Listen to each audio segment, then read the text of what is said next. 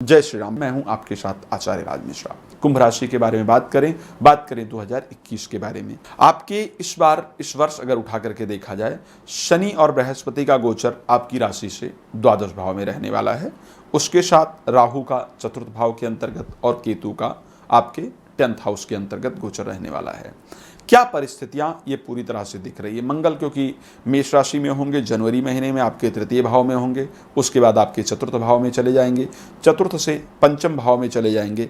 करीब करीब जो मंगल का गोचर आपके लिए रहने वाला है वो दशम भाव तक इस पूरे वर्ष में उनका गोचर रहेगा। दशम भाव से आगे वो नहीं जाएंगे। तीसरे भाव से लेकर के दशम भाव तक जो मंगल का गोचर है वो विशेष रूप से रहेगा।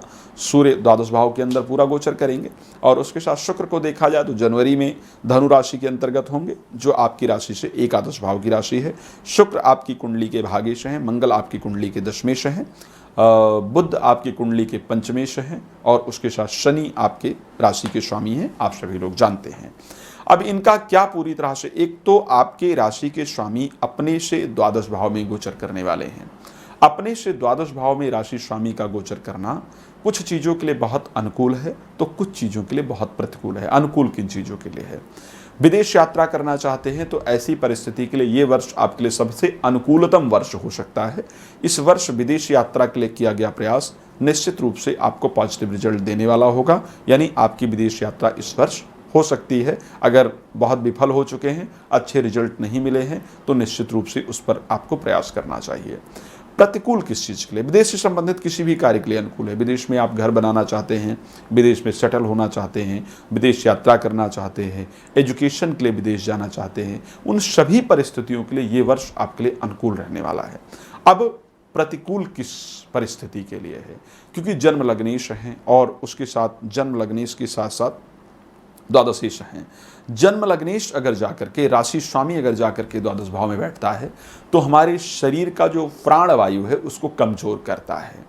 प्राणवायु कमजोर होने से हमारे स्वास्थ्य में निरंतर दिक्कतें होने का संयोग रहता है। तो इस वर्ष आपको अपने स्वास्थ्य पर बहुत ज़्यादा फोकस करने की आवश्यकता होगी, बहुत ज़्यादा ध्यान देने की आवश्यकता होगी। स्वास्थ्य बेहतर रहेगा। शास्त्र भी कहता है कि अर्थागमो नित्यम रोगिता चाहिए। यदि शरीर में कोई रोग ना हो तो जीवन सुखमय होता है। यदि शरीर में किसी प्रकार का रोग है तो ऐसी परिस्थिति में हमारा जो जीवन है वो सुखमय नहीं रहता है।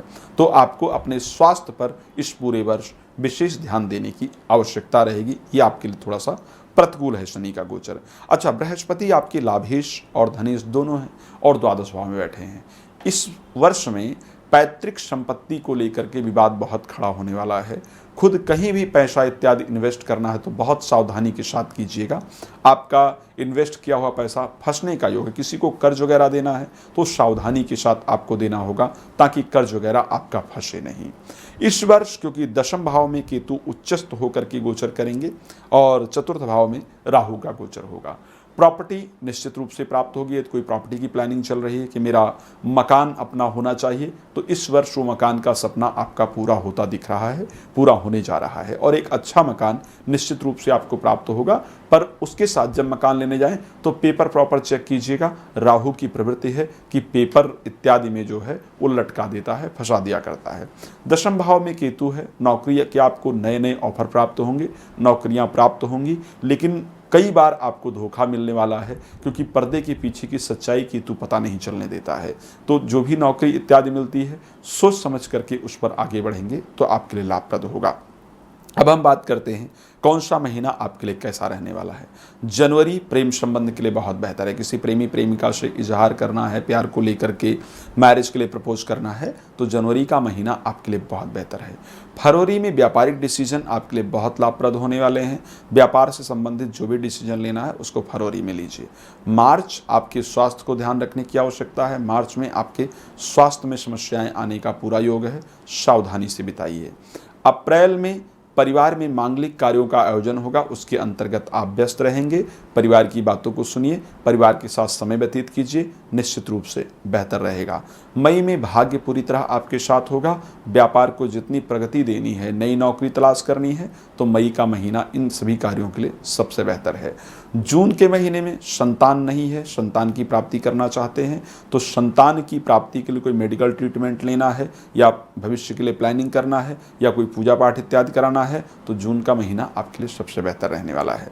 जुलाई के महीने की अगर हम बात करते हैं, विदेश यात्रा के लिए सबसे बेहतर माह है। अगस्त का महीना आपके लिए, अगर कोई कोर्ट कचहरी में मुकदमा इत्यादि चल रहा है, अगस्त के महीने में उसकी तारीख पड़ती है, तो निश्चित रूप से आपको अच्छी सफलता प्राप्त होगी। सितंबर में नौकरी परिवर्तन करने का सबसे बेहतरीन समय होगा। अगर नौकरी परिवर्तन के लिए प्रयास करना है, सितंबर का महीना सेलेक्ट कीजिए। अक्टूबर के महीने की अगर हम बात करते हैं, तो कोई मकान खरीदना है, भूमि खरीदना है, ज़मीन जायदाद खरीदना है, अक्टूबर के महीने को सेलेक्ट कीजिए, आपको निश्चित रूप से अच्छी सफलता प्राप्त होगी। नवंबर का महीना, बैंक से लोन इत्यादि लेना चाहते हैं, किसी को कर्ज दिया है वापस प्राप्त करना चाहते हैं या कर्ज लेना इत्यादि चाहते हैं, नवंबर का महीना सबसे अनुकूल है। दिसंबर का महीना, लॉटरी खेलना चाहते हैं, शेयर मार्केट में पैसा इत्यादि लगाना चाहते हैं, पॉलिटिकल क्षेत्र में हैं, अपने आप को आगे बढ़ाना चाहते हैं, मीडिया के क्षेत्र में हैं, तो इन सभी चीज़ों के लिए दिसंबर का माह बहुत बेहतर है। अब क्योंकि राशि स्वामी शनि है, इनको बल देना बहुत आवश्यक है। प्रति शनिवार को सरसों का तेल आपको जरूर दान करना चाहिए। महीने में एक शनिवार सरसों का तेल दान करें। अगर आपकी राशि स्वामी को ताकत रहेगी तो निश्चित रूप से आपकी परिस्थितियां बहुत अनुकूल होंगी, जीवन में सफलता प्राप्त करेंगे। जय श्री राम।